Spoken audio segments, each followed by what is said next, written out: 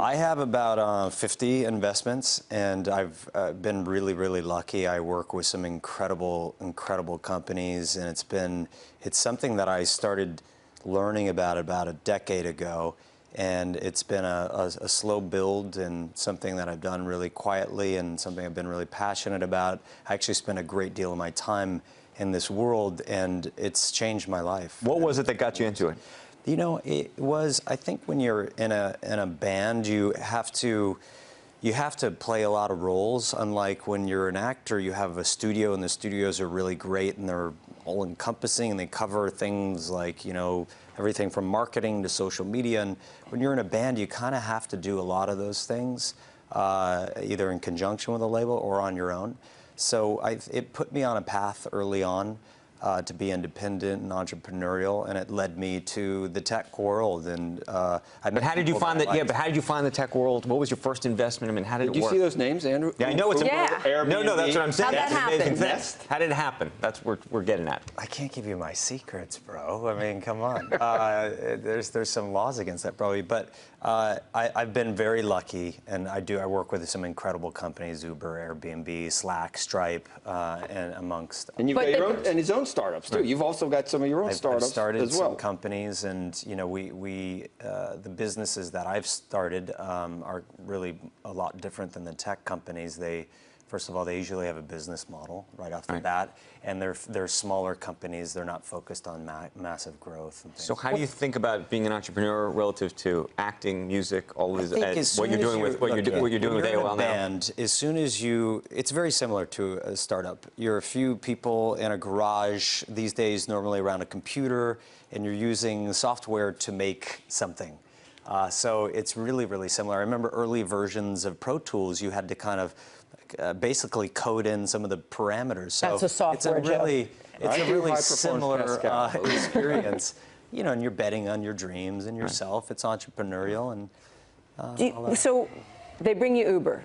You think, maybe. No, that's not how it goes. They don't bring me Uber. I go and beg for Uber. Oh, okay. So you begged for Uber. I would say almost every investment I've made, I've been incredibly proactive, really aggressive. I've sought investments out. I've never sat around and just waited for them to come my way. Fascinating. Now, do you have some that got away, or some that you wished you'd gotten to? Like what? Like what?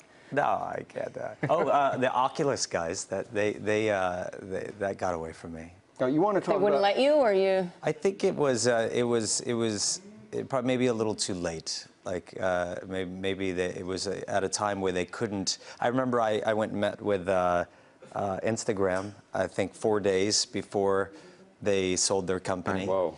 And I asked if I could invest, and they kind of like looked around and started giggling, and I was like, what's so funny?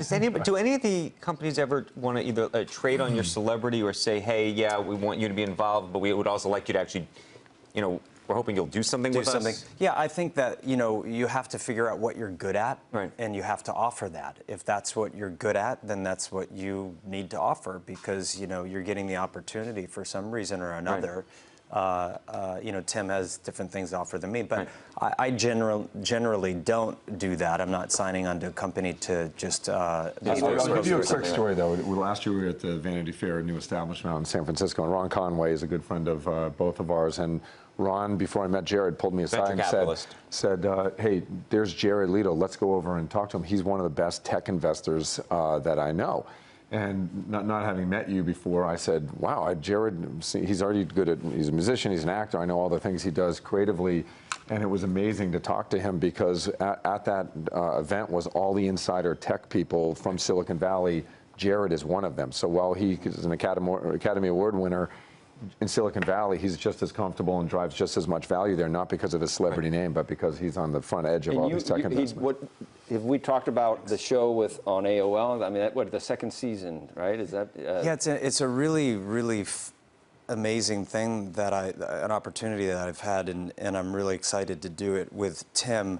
I get to pick 10 people from around the world, these thought leaders, people that are, you know, lived incredible lives, and basically talk to them about their vision of the future.